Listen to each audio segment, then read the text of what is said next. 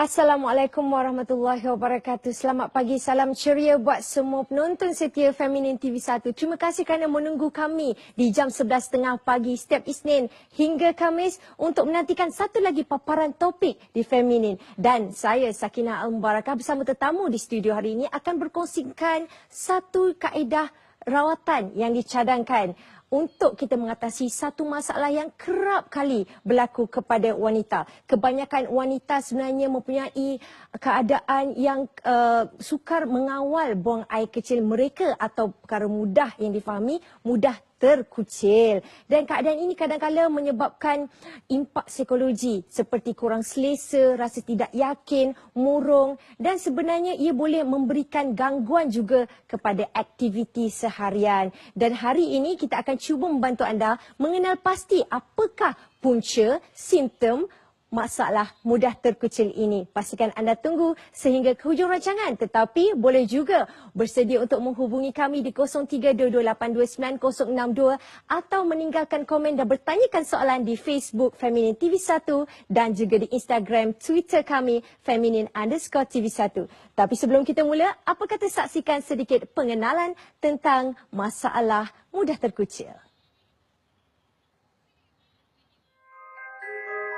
Pembuangan air kecil merupakan perkara normal yang harus dilakukan setiap manusia untuk membuang sisa-sisa kotoran yang dihasilkan dari dalam badan. Namun, terdapat beberapa masalah yang sering berlaku menyebabkan individu tertentu tidak dapat mengawal atau menahan pembuangan air kecilnya sehingga menyebabkan kebocoran sebelum sempat tiba di tandas. Ia dinamakan sebagai masalah kencing tidak terkawal. Kencing tidak terkawal ada kalanya juga berlaku apabila seseorang itu batuk, bersin, ketawa atau ketika bangun daripada duduk. Namun, ramai yang tidak tahu bahawa masalah ini dihadapi oleh kaum wanita 2 kali ganda lebih tinggi berbanding kaum lelaki. Kelazimannya ia berlaku kepada wanita selepas bersalin dan meningkat usia. Hal ini menyebabkan berlaku gangguan terhadap aktiviti harian dan menyukarkan aktiviti di luar rumah. Sehinggakan ada yang kurang atau tidak minum air semata-mata untuk mengelakkan daripada kerap membuang air kecil. Ini boleh menyebabkan masalah lain seperti dehidrasi dan boleh memberi kesan terhadap perjalanan sistem badan. Apakah punca berlakunya masalah ini? Dan adakah cara untuk merawat atau mencegah daripada berlakunya kencing tidak terkawal ini? Ketahuinya bersama tetamu jemputan hari ini. Itu dia sedikit pengenalan untuk anda mengetahui sebenarnya situasi yang kebanyakannya dialami oleh wanita di seluruh dunia, iaitu masalah kencing sukar dikawal ataupun pada mudahnya kita faham mudah terkucil. Okey, sebelum saya memperkenalkan tetamu saya di studio, apa kata kita war-warkan dulu soalan untuk kuis Feminin. Pada hari ini, hari Rabu, kami akan bertanyakan 2 lagi soalan. Yang pertamanya, namakan 2 pengacara feminin pada tahun 2014. Dan soalan kedua, namakan nama rawatan yang dibincangkan hari ini. Bagi anda yang ingin memenangi voucher bernilai RM200, bolehlah bersedia dengan jawapan anda. Siapa yang paling tepat dan cepat jawab di gambar yang disediakan dalam Facebook kami, Feminin TV1. Baiklah, tanpa membuang masa lagi, saya sekarang ingin memperkenalkan tetamu kita di studio hari ini untuk membincangkan tentang topik mudah terkucil. Dr. Jasmine Ruth Yuvarani, seorang doktor perubatan di klinik Nexus Kuala Lumpur. Apa khabar, doktor? Khabar baik, Sakinah. Terima kasih kerana sudi berkongsi dengan penonton hari ini untuk masalah yang selalu menjadi dilema wanita, ya? Ya. Okey, kalau kita tengok sebenarnya masalah sukar mengawal kencing ini sering melanda wanita. Mengapa sebenarnya, doktor?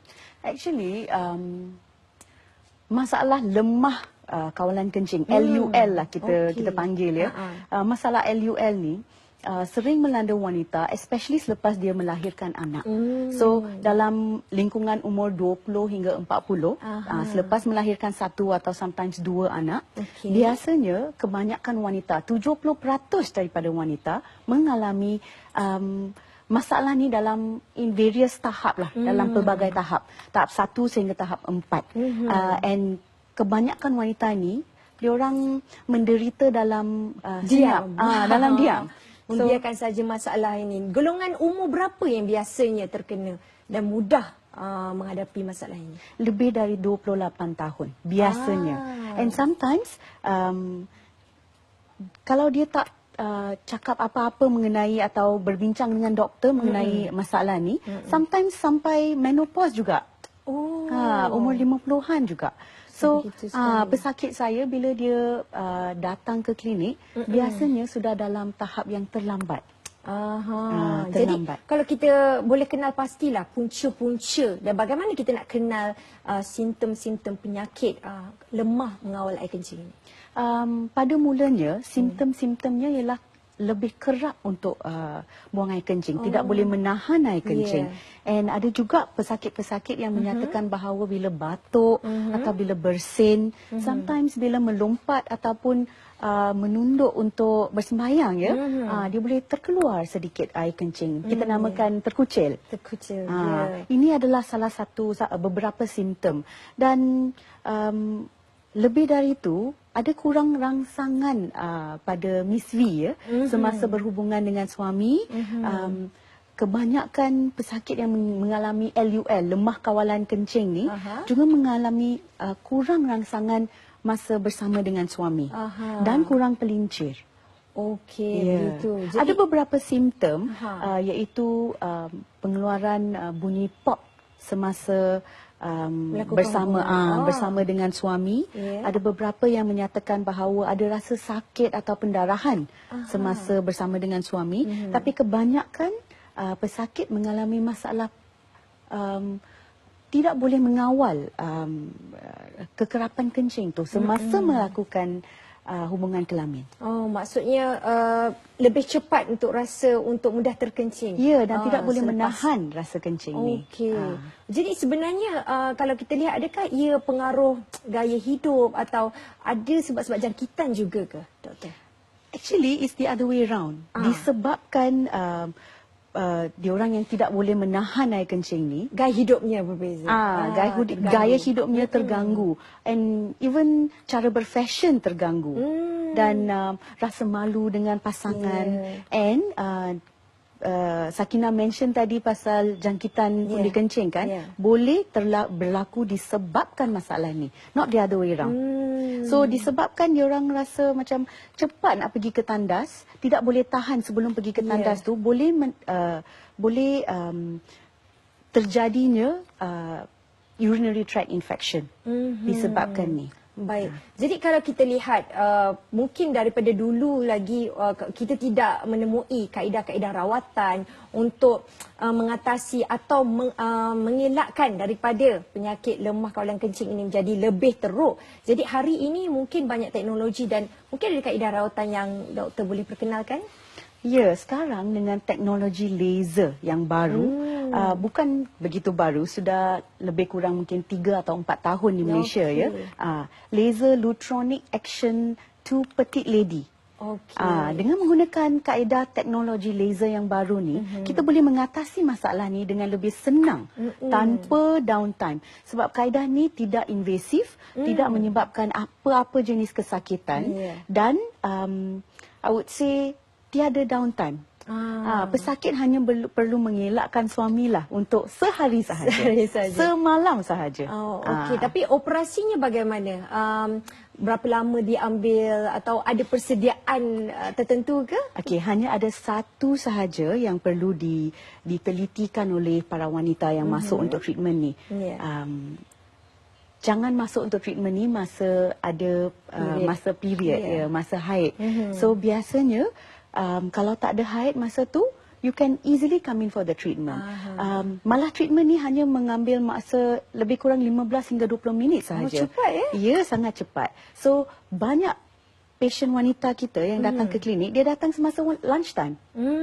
So, lunchtime dia datang buat prosedur ni, lepas tu terus boleh pergi balik ke kerja. There's no problem dengan gerak-geri, aktiviti, semua macam biasa saja, rutin. Wow, maksudnya ia lebih baik atau dia lebih mudah daripada pembedahan? Actually, it's we call this procedure yang non-invasive, tidak invasif. Asalkan pesakit tu datang awal sebelum terjadinya rahim jatuh yang perlu pergi untuk pembedahan, you can go through this rawatan. Maksudnya sebelum keadaan menjadi lebih kritikal lah. Kalau kita tengok di kaca TV sekarang, adakah ini alat laser itu? Teknologi laser itu? So, terangkan prosedurnya, doktor. Jadi prosedurnya ialah dengan memasukkan this laser ke dalam bahagian Miss V, kita akan memancarkan laser dalam 360 degrees, 360 darjah ya. Jadi senang saja, pesakit tak akan rasa apa-apa kesakitan atau kepanasan disebabkan dinding Miss V kita tidak ada apa-apa sel-sel atau reseptor sakit. Tak ada reseptor sakit. Jadi kalau para wanita biasa pergi untuk pap smear, peralatan laser ni ialah 1/3 daripada saiz peralatan pap smear. Jadi sangat-sangat kecil dan senang untuk dilakukan. Inilah dia lasernya. Action to petite lady yang menggunakan kaedah laser teknologi baru, fractional erbium YAG. Yang boleh dimasukkan. Kalau kita tengok kaedah itu juga sebenarnya dipanggil peremajaan vaginal lah. Yes, betul. Di samping ia boleh membantu mengatasi masalah lemah kawalan kencing. Yes. Ia boleh membantu dari segi mengetatkan, menganjalkan lagi rangsangan. Dan menebalkan dinding vagina. Dan itu juga bagus untuk hubungan suami isteri ya? Yes. Actually, dalam saat-saat sekarang kan kita selalu busy sangat dengan menjaga kulit wajah. Ada banyak kali yang kita terlupa pasal bahagian sulit itu. Bahagian sulit ni walaupun dia disembunyi di bahagian lapisan pakaian, it's very important yang kita meneliti dan memeliharanya. Kerana ia boleh memberi impak kepada emosi atau luaran yang kita tunjuk kepada orang ramai. Betul tak? Jadi itu antara salah satu lagi kelebihan bagaimana kita boleh mengawal keadaan lemah kawalan kencing ini, boleh membantu juga menghasilkan hubungan intim yang lebih baik. Baik. Betul. Kita akan melihat banyak lagi kelebihan tentang rawatan ini bersama saya lagi. Selepas ini kita berehat dahulu.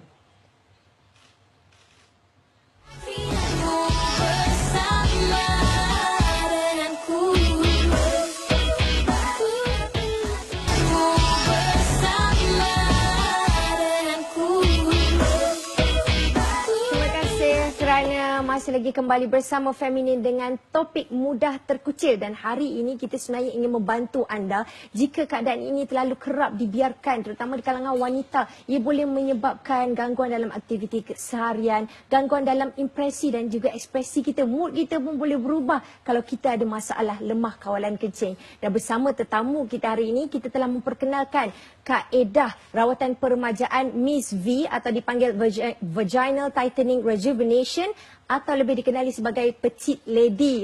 Untuk anda yang mengatasi masalah ini, bolehlah mendapat rawatan awal. Tapi sebelum kita sambung ya doktor, saya nak mewawarkan sekali lagi soalan untuk kuis feminin hari ini. Ada dua soalan yang anda perlu jawab. Pertama, namakan dua orang pengacara feminin pada tahun 2014. Dan soalan kedua, sila namakan rawatan yang kita bincangkan pada hari ini. Mudah. Pastikan anda menjawabnya dengan tepat dan cepat ya, untuk memenangi voucher bernilai RM200. Okey, baik doktor, kita sambung.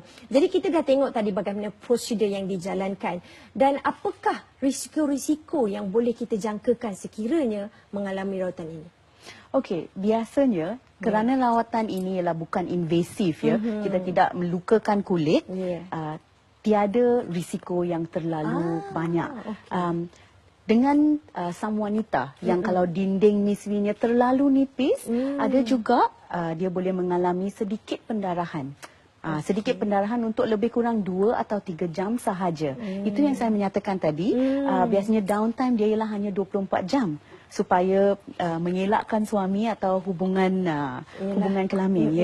Jadi itulah salah satu risikonya. Lagi satu ialah mungkin akan terkeluar lebih pelincir dalam seminggu selepas laser ni.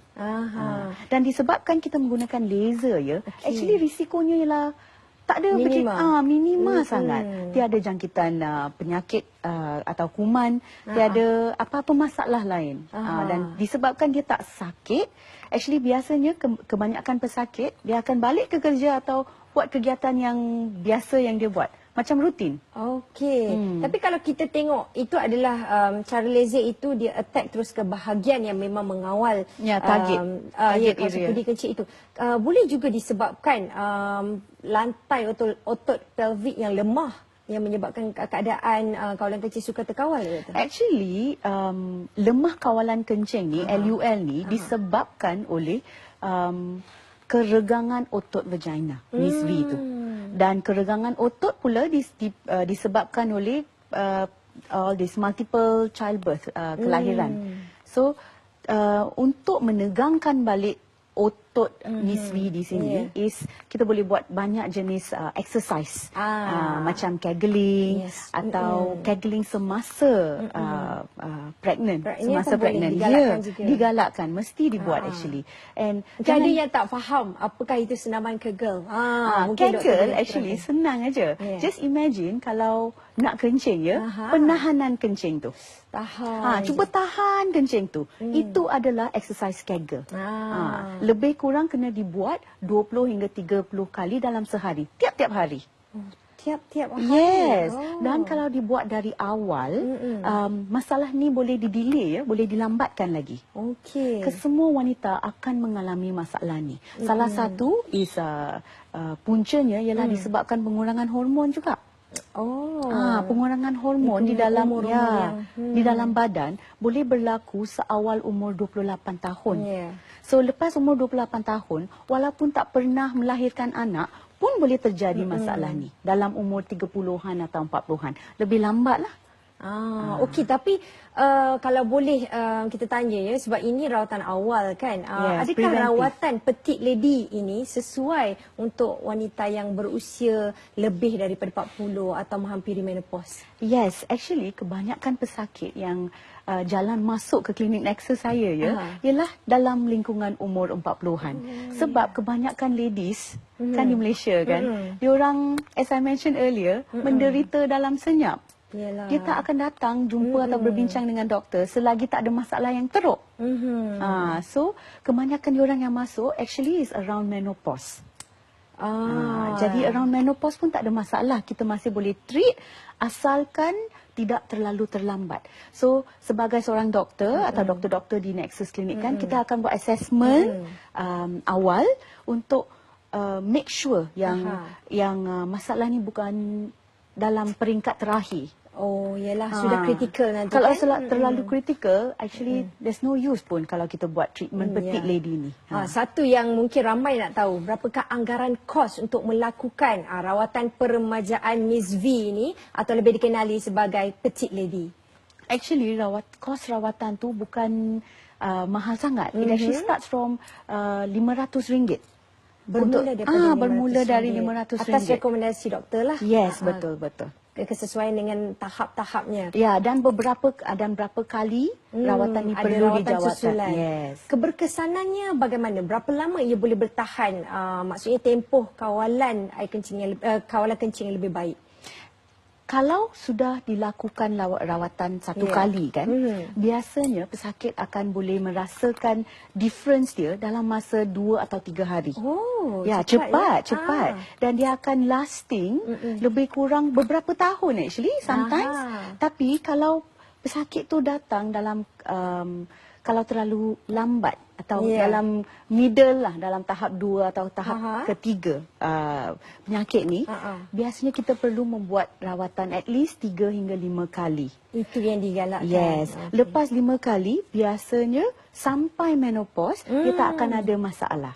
Dan lepas menopause, disebabkan pengurangan hormon, mungkin maintenance 1 atau 2 treatment diperlukan. Okey. Jadi apa pula nasihat dan saranan doktor untuk wanita yang mungkin masih malu-malu lagi, masih nak simpan derita mereka dan pergi mencuba mendapatkan rawatan petite lady? Actually, jangan simpan derita ini. Ya. Ada banyak rawatan dan teknologi baru yang boleh digunakan Yang untuk. penting teknologi ini selamat. Yes, teknologi sangat selamat. It's non-invasive dan tak sakit pun. And kalau memang malu, cubalah pergi jumpa dengan doktor wanita maybe. Doktor wanita. And just remember lah, okay, just selalu mesti ingat ya, dengan masalah ni, kalau disimpan atau kalau dipendamkan, ni boleh